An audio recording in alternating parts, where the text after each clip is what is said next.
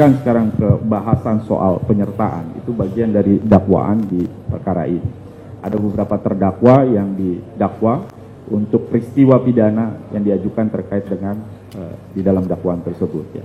Bisa saudara ahli jelaskan bagaimana konstruksi delming penyertaan khususnya terkait dengan 55 ayat 1 ke 1 dan dalam hubungannya dengan 55 ayat 1 ke 2 dan bagaimana kemudian kalau konstruksi dakwaan hanya mencantumkan satu konstruksi penyertaan 55 ayat 1 ke 1 sementara fakta. Saya pikir itu dulu bagiannya, nanti saya lanjutkan untuk pertanyaan selanjutnya. Silakan. Yang mulia, saya kira kita ada usah diskusi fakta yang mulia. Saya nggak ngerti juga. Silakan. Okay.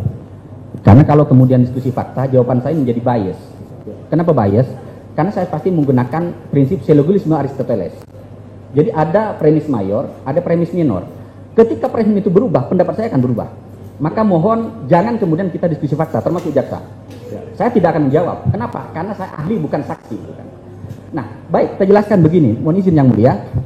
Pasal tentang delming, ya, itu kan status keterlibatan seseorang dalam delik penyertaan itu ada dua. Satu sebagai dager, pembuat, dan satu sebagai medeplechter, pembantu. Kedudukan seseorang dalam sebagai pembuat itu ada 4 kemungkinan. Satu sebagai pleher. Apa itu pleher? Orang yang memenuhi semua unsur. Jadi kalau A misalnya didakwa 340, maka A harus memenuhi semua unsur 340. Ya. Kalau tidak memenuhi unsur harus bebas A itu. Itu namanya pleher. Walaupun kita diskusi, kalau pleher kan satu, padahal penyertaan lebih dari satu. Kita diskusi nanti aja. Yang kedua adalah apa? Don't pleasure. Orang yang menyuruh lakukan orang lain melakukan kejahatan. Di sini ada aktor intelektualis, ada aktor materialis. Ada orang yang menyuruh, ada orang yang melaksanakan suruhan. Orang yang disuruh itu alat, boneka, maka dia kena pasal 44 KUHP. Orang yang tidak mampu bertanggung jawab. Sehingga dalam konteks menyuruh, yang bisa dimintai pertanggungjawaban adalah orang yang menyuruh. Ya. Bentuk suruhan tidak limitatif, terserah saja. Ya kan? Yang ketiga apa? Medepleher, orang yang turut serta dengan orang lain melakukan kejahatan. Ketika dalam suatu dakwaan jaksa menggunakan, menjunturkan delik pokoknya dengan pasal 55 ayat 1 ke 1 KUHP, terutama medepleher, maka ini menurut saya itu berat pembuktiannya. Kenapa berat? Karena dia harus ada apa? Double intention, double offset, kesengajaan yang bersifat ganda. Artinya apa? Saya kasih contoh begini.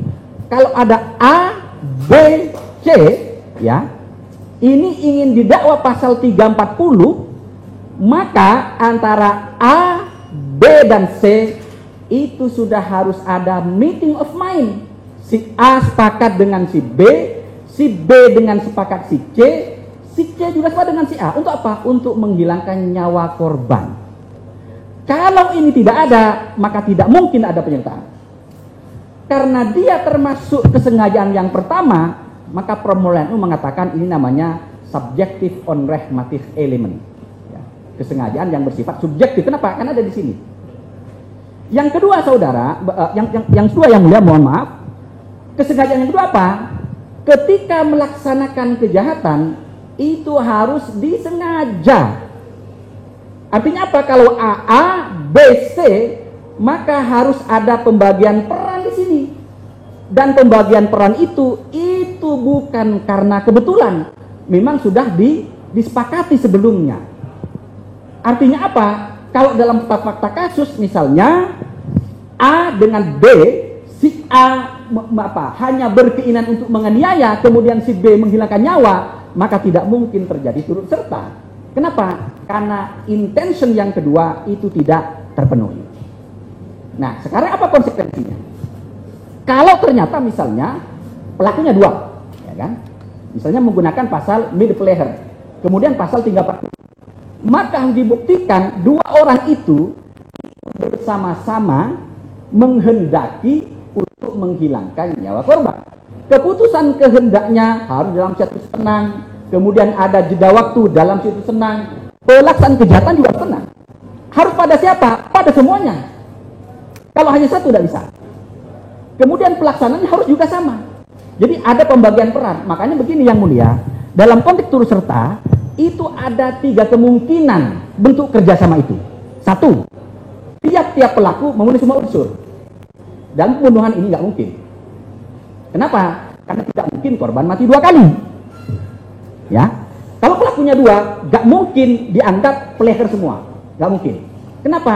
Karena tidak mungkin korban mati 2 kali. Pasti hanya ada satu perbuatan dari salah satu pelaku yang itu merupakan sebab bagi timbulnya kematian. Nah, maka yang paling mungkin adalah yang kedua atau yang ketiga. Apa itu? Tiap-tiap pelaku sebetulnya tidak ada yang tidak ada yang menunsur. Tidak ada. Tapi kalau digabung ini unsur semuanya terpenuhi. Nah, yang ketiga, dari 2 pelaku hanya 1 yang memenuhi. Yang lain tidak. Tapi ingat, meskipun yang lain tidak memenuhi, tapi dalam pidana nama apa? Dia melakukan substantial part, bagian terpenting bagi terwujudnya delik. Artinya apa? Si A itu tidak mungkin menghilangkan nyawa kalau tidak ada perbuatan si B yang melakukan proses kerjasama. Itu harus dibuktikan. Kalau tidak, maka harus bebas itu. Kalau seperti itu, itulah konsekuensi dari prinsip penggunaan media player. Yang terakhir, bagaimana dengan kalau misalnya menggunakan wickloffer, menganjurkan? Kalau menganjurkan sama, ada aktor intelektualis, ada aktor materialis. Cuman bedanya bentuk anjuran limitatif, ada 5 itu. Ya. Yang kedua, orang yang melaksanakan anjuran melakukan perbuatan yang bilang semata-mata karena anjuran. Jadi harus hubungan kausal di sini. Kalau tidak ada, nggak bisa. Itulah kenapa kemudian baik orang yang menganjurkan maupun orang yang melaksanakan anjuran itu sama-sama dimintai pertanggungjawaban pidana. Demikian Yang Mulia. Baik, terima kasih Saudara Ali. Saudara Ali tadi menyebutkan bahwa dalam demi. Terima kasih sudah nonton. Jangan lupa like, subscribe, dan share ya.